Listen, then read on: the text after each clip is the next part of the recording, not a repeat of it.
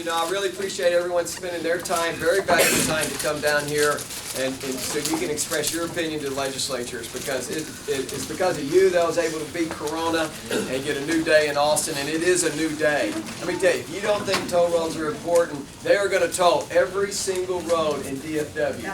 Every single road is going to have a toll on it, and after they get finished with that, they're going to do every one in the state of Texas, and it's because of you guys that they're not going to get away with it. So, prepared remarks here I want to read to you, but thank you everybody for hosting, and Terry for hosting Toll Free Texas Day. And I know you guys have worked hard, and you know the state deserves new money for toll roads and to fund them without higher taxes, without higher tolls. Like I said, it's a new day. I'm honored to serve under the new leadership that we have in the legislature. Governor Abbott's plan for our state will take Texas into a new area of excellence. Lieutenant Governor Patrick has been a conservative leader for years in the Senate, and he's moving quick on his promises of instituting conservative principles in the Senate, and I'm proud to serve under both of them. Transportation has been an issue they have been focused on, and I'm grateful for that. And I'm grateful that Governor Abbott made transportation one of his emergency legislative priorities this session. Texas has been a case study of what good conservative governments can accomplish. Because we value liberty and economic freedom, our state has led the nation in job growth and job creation. In the past 25 years, Texas population has increased 57%, and our growth will continue. While our population growth is a great thing for our state, it obviously comes with a lot of challenges, and strains on our roads and infrastructure is the main one. We've all experienced the nightmare of driving up and down I-35. We've all experienced the nightmare and the horrible road conditions we have across our state. You know, the use of our state roads have grown by over 100%, but our state capacity for roads has only grown by 8%. Funding for transportation used to make up 35% of our budget. Today it makes up about 8%. Our population numbers and state road use continue to increase dramatically, and the last things we need is to raise more debt, raise taxes, or toll Texans. We know we have a problem and we can fix it. Texas Department of Transportation estimates an annual shortfall of $4 billion to fund new highway construction. But they forget to tell everybody that's only if they leverage that money.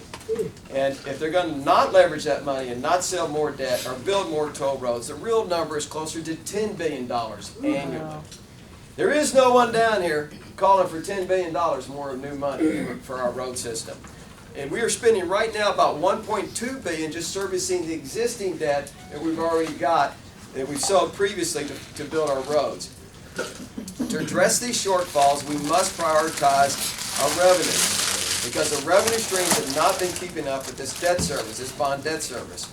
And we must stop the reliance on the toll roads. And I know everyone's tired of it, and we're going to stop it. Having poor roads and infrastructure impacts everyone, and impacts Texas families, businesses, and even tourism.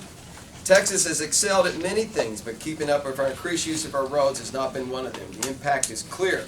Texas has the 4th highest travel time index in the country. Roads are the driving force of our economy. Whenever you sit in traffic, you're losing dollars and time.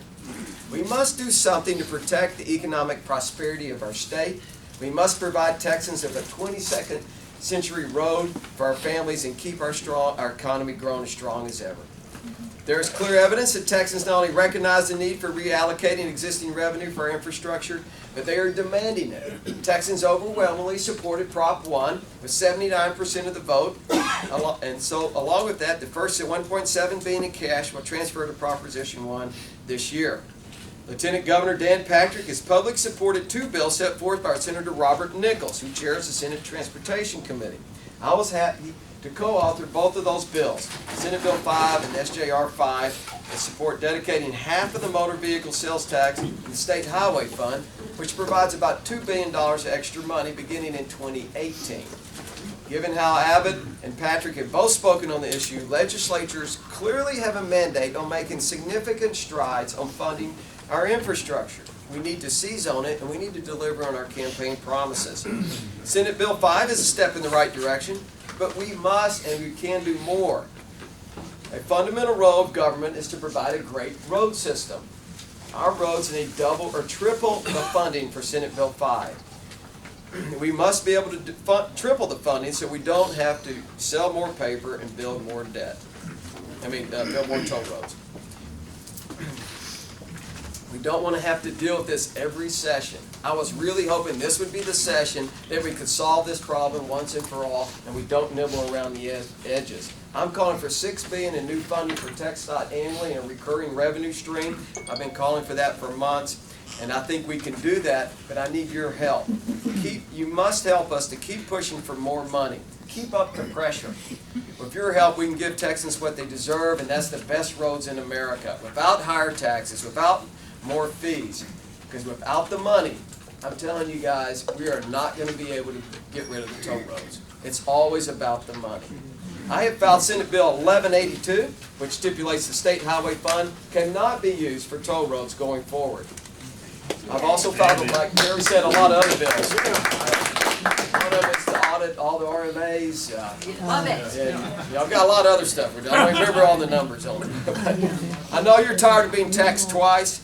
I know I am. For sure. We need to make tough decisions in the legislature. It's time to prioritize our spending. It's past time we said no more tolls and no more debt, and we don't need to raise any fees to get that done. We've got to get ahead of the demand curve. We need a 22nd century transportation system. You guys deserve it. Texans deserve it. We've got to keep the economic miracle going. Thank you very much for spending all your time down here in Austin and pumping up the legislature for more money. Thank you, guys.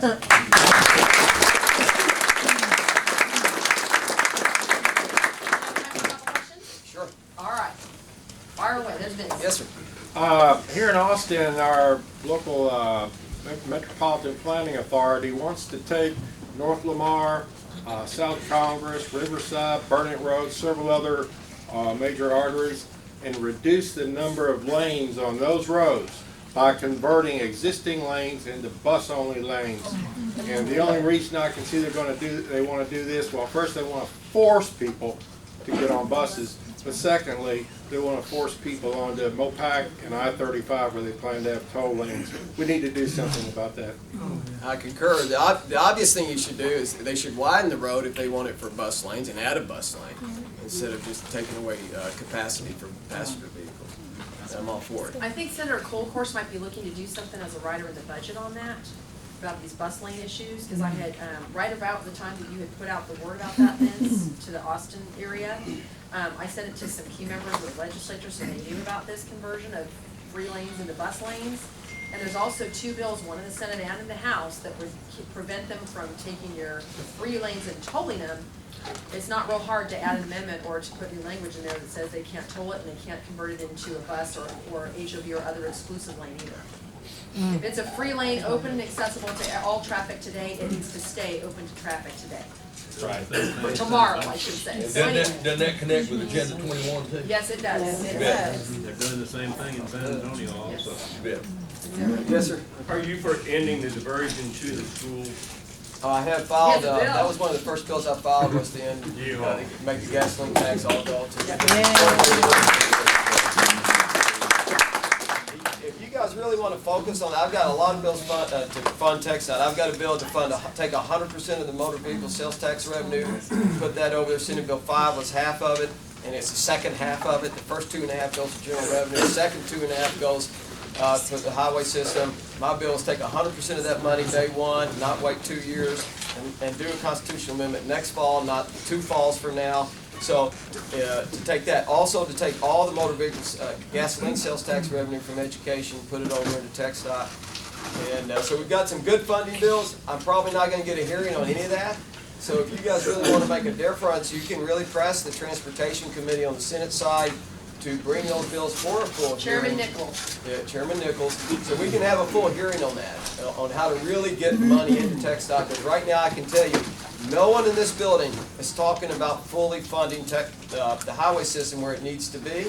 If you don't want to sell paper and you don't want any more toll roads, it's going to take about 5 times what Senate Bill 5 is to get more money.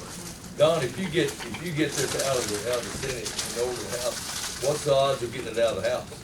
You know, I don't know, Ray, that's a good question, but I think it's not as bad as you think. I mean, people in Texas are tired of this system. They're tired of traffic.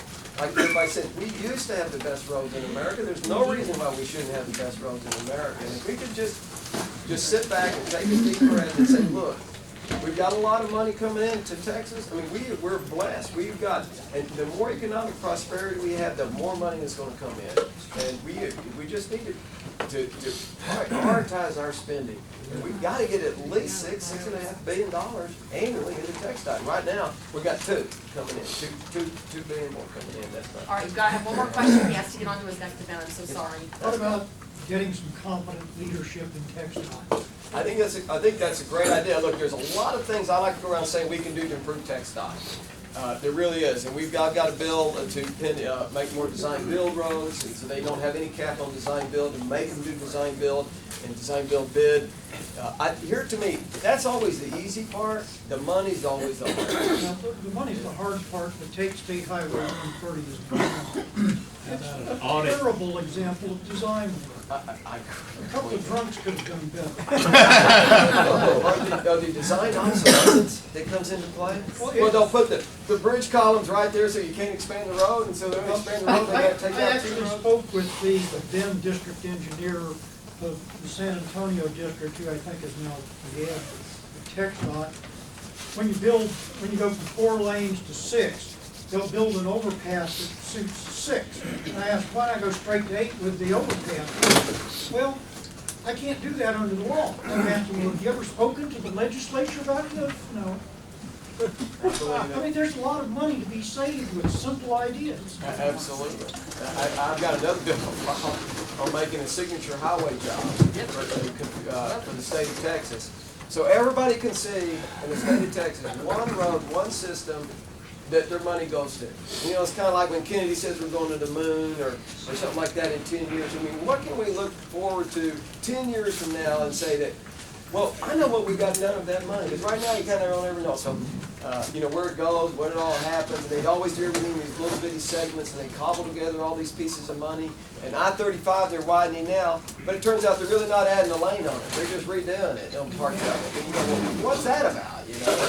Anyway, so there's a lot of things we can be doing, and I hope to help with just my little part of it down here any way I can, and that's my job. So We I work appreciate for so you much. guys.